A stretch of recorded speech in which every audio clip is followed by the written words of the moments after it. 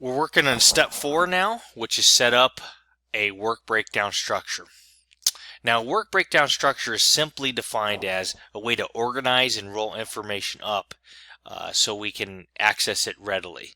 So we're going to create a series of summary tasks that fall in 3 different categories: pre-construction, construction, and post-construction. So you see I kind of have a sample here, a sample project. We're going to actually go through and clean it up a little bit. We see we have construction and pre-construction and post-construction somewhere listed in here. But those are the 3 main summary tests that we're going to have. You see how they're kind of blocked out, level by level, and that's what we're going to try to do. So what we're going to go back to our project that we started. We've been working from, and you see here we have the preliminary schedule, right? We're going to set up a work breakdown structure. Unlike Microsoft Project, you can't just start typing stuff in. It actually has a specific area you have to go into to set up the WBS. So you go to Project, you go to WBS, and then in the WBS tab, it's going to open up, and this is where we're going to add our entire structure, okay? So we have the top summary task, and so we're underneath that top summary task, we're going to go ahead and hit plus over here, add, and we're going to add, we're going to name it pre-construction,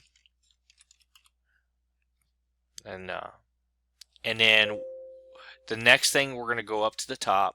We'll just go ahead and hit it. I'm going to show you something, and we'll hit it and hit the add button, and we'll name this construction. Now, the problem with this is you can see it falls under pre-construction, and we want it to be its own independent summary task under the project. So we can just go ahead and move it over. You see a little arrow over here, move it over, and then now we've done that. So then we'll go ahead and do the last one. The last one will be called post-construction. And there's numerous different ways to set up, your WBS. And once again, I'm trying to format it here, so I'm using the arrows to bring it down, and this is just a toolbar to move things around. It should be readily. If you don't have that toolbar, just go into your tools, and it'll show you where you can add the toolbar for your work breakdown structure. So now we have 3 different, categories, summary task, and underneath those we're going to develop sub summary task. Okay, now you'll see in the sample here, and we'll go back to the sample here.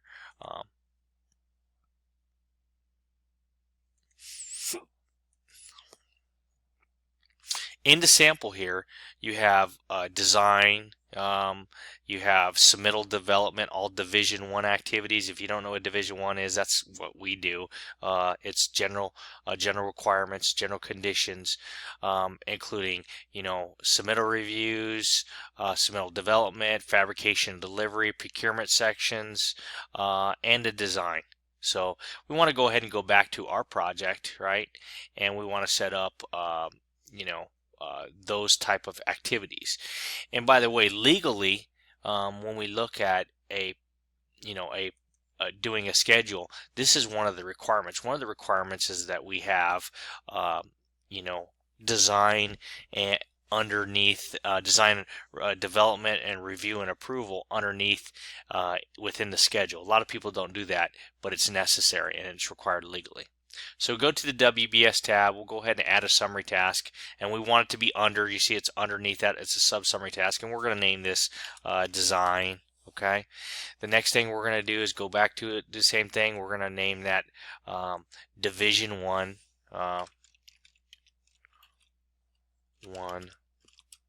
General requirements or general conditions, however you want to put it. All right. I'll just leave general Division 1.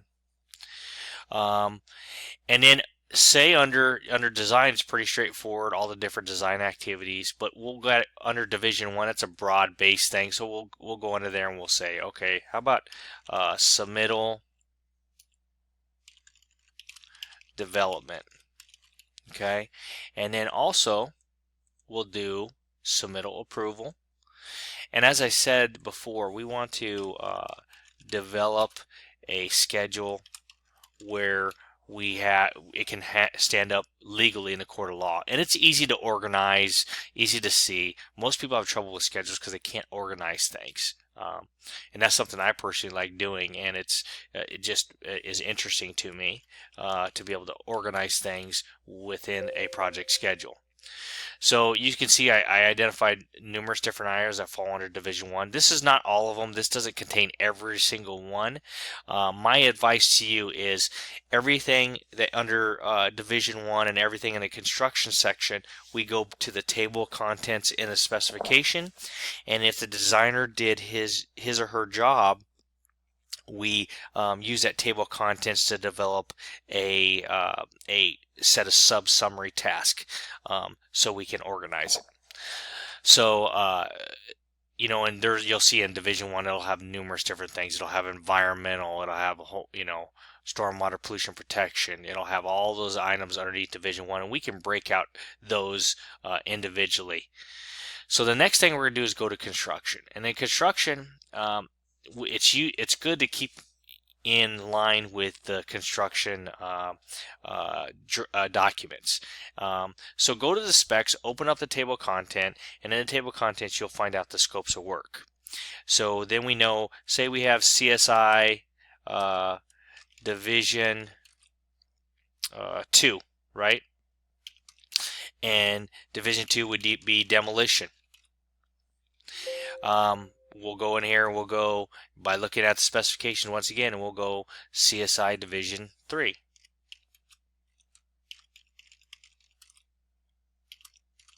Concrete.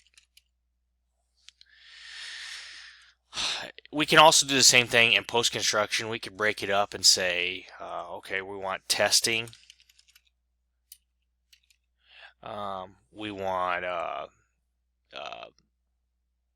inspections, and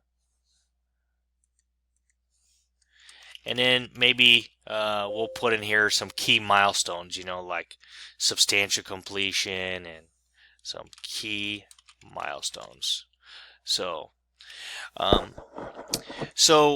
and we can move them around as we see fit, maybe put that up there, testing and then inspections. So now that we have developed this WBS, it has everything we need in order to keep us legally, that legally we can use this in a court of law if necessary. It covers all the bases. We use a table of contents to help develop our work breakdown structure. One thing I will say is make sure submittal development, submittal approval, design, all of these things have a legal precedence. They have to be within a schedule in order for it to be admissible in a court of law. So once we have the complete WBS in here, we can toggle back to the Activities tab, and you can see the WBS is listed in here. This is where we'll insert our task, and this is where we'll start doing our schedule. Very unlike Microsoft Project, where you do the task and the summary task all on one screen, this has separate tabs from it. I actually prefer it. I think it's a little more clear. I also like the fact that they're color-coded differently. I think that's makes it much more readable, the different levels. I will point out that there are some features within the schedules that allow you to view the WBS differently. If you go here and right to the right of the filter, it's a group and sort function. You click there and you can have it show, and this is what commonly people do, is they'll come to me and they'll say, I can't see my WBS. And the reason they can't see their WBS is because they went to the group and sort function and they turned it off. Okay, we want to make sure we show the grand totals. We want to make sure all the information rolls up so we can see it at the top level. We can see how many duration days, we can see cost, we can see everything roll up. And then we want to have the WBS shown, and you can see. You can have the WBS shown at different levels too. This is actually extremely helpful. You can have it show just on level 1, apply. You can have it shown on level 2. So you can see, I like this one because I can break all the construction tasks, still keep a summary task, but I can break all the construction tasks, mold them all together, meld them together, um, and rather than them being broke out into CSI divisions, be able to view things in a different way is very helpful to different people. Like a superintendent, he wants to see what they call a continuous view from start to end. He doesn't want to see everything broke out CS divisions because that's confusing to him. As a project manager, you'd want to see things broke out CSI divisions, because that's how you're going to pay people. That's how your subcontractors are set up. So you can see you can break it up into several different layers. Like I said, if you see the settings here, show group totals, show grand totals, do not click this show summary task only, because that's going to give you this view. It's not going to have any task. You can't see it because there's no task in there. So you don't want to have that. So you want to just have these two. Make sure your WBS is shown, and make sure you have total there so it rolls everything to the top. Some people don't like having this all together. I prefer to have it as a total, because essentially everything is rolled up to that point anyhow. So I mean, there's no need to do that. You can turn that off if you want to. So all the information will automatically roll up anyhow. So that pretty much covers a work breakdown structure and how to set it up. Keep in mind that everything is done on a work breakdown tab. We want to organize and roll the information up. We want to break it up into organize it in a way to where we readily access information.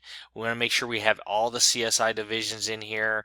We want to have everything that in the table of contents from the specifications, and this will help make sure that we get all of the key tasks within the schedule. So that pretty much covers step number 4.